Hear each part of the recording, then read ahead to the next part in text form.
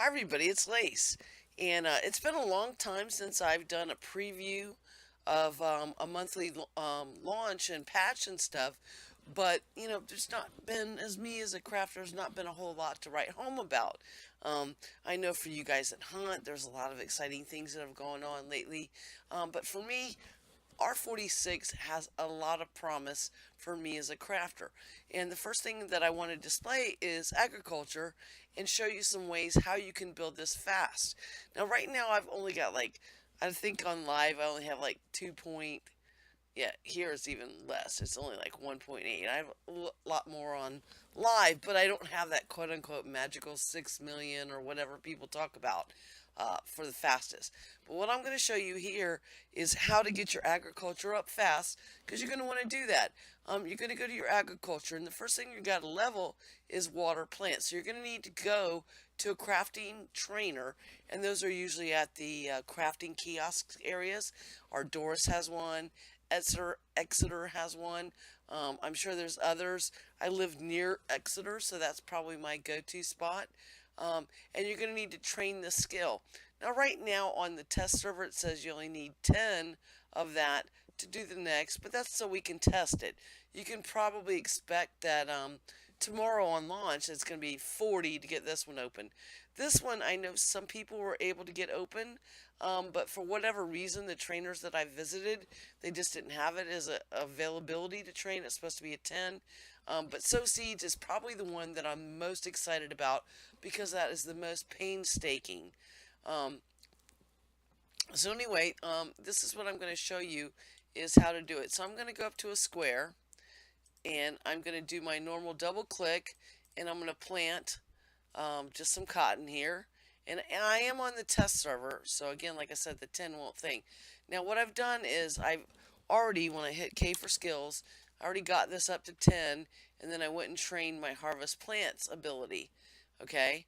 Um, and again, so seed, you should do it. But water plants, you're going to have to get up. Now, the way you get water plants up is if I hit K for skills, I drug this to my non combat bar, and you're going to see it right there. So when I hit 2, what you're going to see is you're going to have this big green area of effect.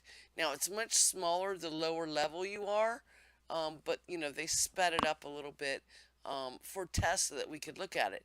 So it's much tinier when it's at 1 than this. But here's my suggestion on how you get water plants up. So I'm gonna plant one thing, and I'm gonna hit water plants. Okay. I'm not gonna plant all that area that I could possibly get it from. And now I'm putting my XP pool into that. So now I can plant another one, and again, I'm just going to do it the old-fashioned normal way. I'm planting one item, and then I'm hitting 2 for my non-combat bar, and my area of effect is going off. And if I'd planted a bunch of things, then it would water a bunch of things. But again, my goal here is to rapidly gain water plants so that when I hit K for skills, I can then go to a trainer and get these as fast as I can. To just in the end run, make agriculture much more pleasant for me, less time consuming, less annoying. So I would continue this process of single planting and single watering until I get this to 10. Now, of course, again, I haven't been able to effectively test the sow seeds thing, but I would probably do the same thing. And the way I could area affect that is either isolate a planting bucket, maybe not doing it in rows or something because I don't want to plant 4 things at once and only get one skill up or one set of XP pushed in there.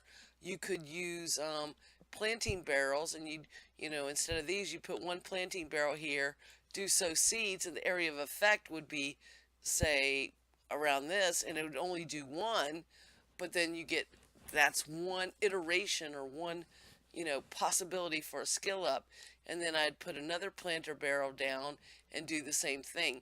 So you're gonna maybe have to game your planting areas to try to get those skills up and stuff, the fastest that you can. But sow seeds I'm really super excited about. Again, with harvesting, now one thing I have is going on in my particular little plot that I work with a lot I have some stuff that I haven't harvested yet. This is on test, and I did test on my test server and harvested some stuff. Again, I had K for skills. I trained this. I put it on my non-combat action bar. I haven't tested it to see if you could like make a deck that is quote unquote planting and then go into combat and do that. I'm not sure if that's an option. It just didn't seem like it made sense to me because it's not a combat thing. But again, I'm going to hit 5 because that's 5 for harvest. And again, it's an area effect that gets larger the more you skill it up. So if I want to skill it up rapidly, I'm going to want to try to only harvest a little bit.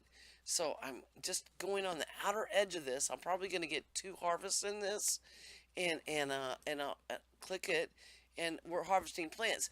Now it's going to be take longer to harvest the plants in this fashion than it did if you were doing them singly. But again, this is how I'm going to build this skill. And I was able to get just one. So now I can do it again. Hopefully just get one.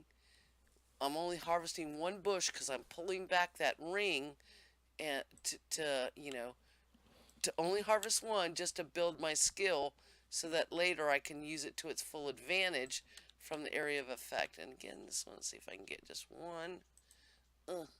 Trying to harvest just one. And then get that. I get, oh, nothing. I missed. Totally missed there, apparently. There were some bugs reported on about you harvest nothing.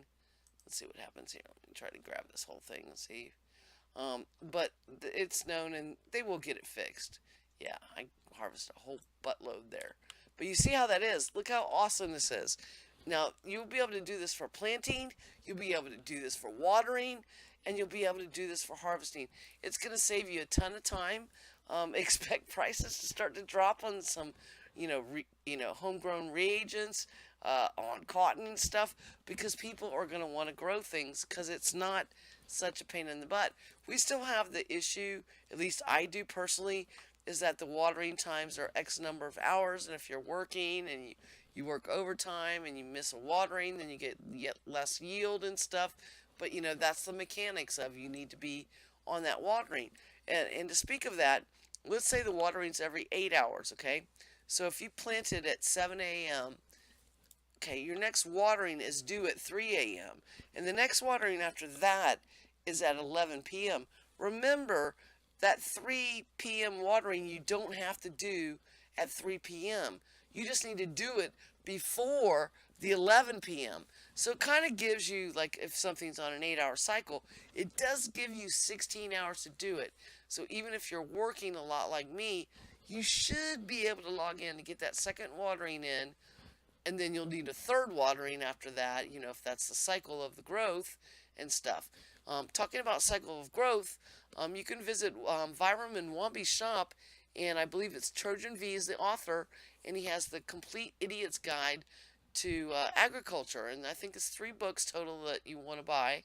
I think they're around 1,500 a piece, but just having a copy that just gives you the cycle times to look at and know that mandrake needs to be watered every X hours, cotton's every X, a rose bush is this, and it has it with inside a greenhouse or outside a greenhouse. These are very good books. We keep a copy for all resident use on a bookshelf by our crafting pavilion for everybody in Diamond Fields. And, while that might break the spirit of everybody buying their own copy of the book, I'm just trying to spread the love a little bit. And I am plugging the author and stuff. So they're good books to have. Maybe, again, I'm breaking the spirit because we have one set of copies that we let everybody share in Diamond Fields. But hey, we did support the author, okay? So anyway, so that's how you're going to boost these things. Again, the books are going to tell you when to water inside a greenhouse, outside a greenhouse to get the best yields. Again, there's a slight randomness to the yields. Let's say the max is 12. You might get 10 to 12. You don't always get 12 just because you watered perfectly. But now you can water, you can harvest, and you can sow way more effectively. It doesn't take as much time, and I don't know. It just makes me super, super happy. And that's why I'm doing this video. Because I want you guys to be happy. Because this is freaking awesome. This is one of the best things. I know it was asked for a long time ago. And it's finally here. And I'm very happy. And I've showed you how to get the most bang for your buck. You know, some of you guys might only have like an ornate or a regular row house greenhouse. So you have limited space.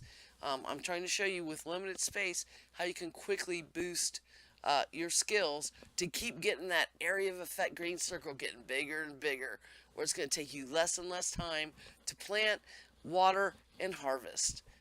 So that's kind of the purpose of this. There's one other thing I want to touch on this video, and let me just regroup and get that all spooled up in my mind how to speak about it. But again, I'm super excited about agriculture. I'm so happy to be able to do a preview on something I'm really looking forward to and I think has been implemented well. There's been some people going, you're doing a round circle and square things. Well, I've just showed you why it's actually good, because now I can take that round circle and go to the edge and be able to effectively level faster to get a bigger circle, so that when I'm satisfied with how big my circle is, I can effectively plant, harvest, and sow seeds. Oh, I'm not done with agriculture. The best thing, if you look at what just happened right now, when I harvested, you saw some at 7, some at 3, and some at 7.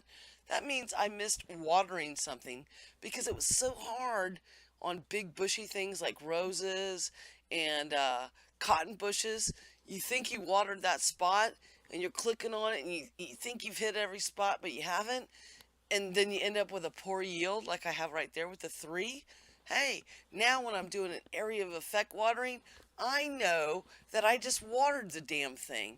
So that's another boon, and why I really like this new agriculture system, and definitely will be spending XP points into boosting that, so I can get those nice, lovely area of effect waterings and not have to go, I mean, I would have to go like this. Like, to see if something's watered, I'd have to sit there and go, ugh, and I'd hit E, trying to water, but you'd still miss stuff, obviously, because you can see that I did. I still missed a watering somewhere, and I'm like, damn it. Even though I thought I had watered it, it was very hard to see. I mean, the ground would change color, but when you have, stuff really close like this, how can you see if it's watered or not? All you can do is you try to go slow and go E. Oops, I just harvested, but anyway, I'd go E, trying to do the waterings, but sometimes if I hit E too fast, it didn't actually hit that spot apparently and stuff. So again, this is why I love this. The next thing coming up that I'm super excited about is, obviously, we can now manufacture some clocks. They've only been in the add-on store. While I'm not sure that a clock is extremely useful to me, it'll be easier to see the time than what I can read up here, because I can't read this from how I play. I play on like a 52-inch screen, and it is like 8 foot away from me, and this font and size of this stuff is so little I cannot read it from this far away, because I'm an old lady. But also it's like really hard to see what time of day it is just from this, and we have no way to customize this font and make it bigger or anything. So a clock in a way will be useful only if I'm at home. If I'm out in the field, I'm still reliant on this clock, and hopefully someday, either through Lua or something, we can get these fonts a little bit bigger on this thing, because there's a lot of useful information here, and especially if they ever implement the systems where, depending on time of day and constellations and this and that and the other, that certain crafting events might happen. You might double crit or whatever they end up putting in. This is going to become more and more important, and basically right now I cannot read it. Probably anybody playing on a large screen sitting far away has the same issue as I can. I have to bump this font up way high. Again, it's just old eyes and stuff. And most of the player base, I think right now currently in this game, is older, and they perhaps can sympathize with my issues and stuff. So there's clocks that we're going to be able to create. There's also a bunch of furniture. We haven't gotten this much furniture in so long. And I think it's Bob that usually makes all the furniture, that he's been making it and nobody knows about it, and suddenly we have it. And a lot of it's been going into the add-on store. Well, finally we can make some that's not in the add-on store, that we can make on our own. So I'm really looking forward to some brand new furniture and looks and stuff. Um, of course, that means then I have to get more raw mats and go hunt more and go get this and that and the other to make the new furniture. But hey, I'm not going to complain about that. Really, the agriculture thing to me is the main thing I wanted to bring out about this next update, R46. I'm so super pumped on the agriculture thing. I love how it's working. I love how you get a bigger area of effect the more you train in the skill. And I've showed you how to kind of quickly boost that if you've got the XP. Again, the only way to get producer XP to do all this is to go out mine, chop trees, skin animals, and stuff like that. What's the other? Oh, or forage the little bit of mandrake and cotton you can find in the wild. That's the only way to build your pool to be able to start, training these things.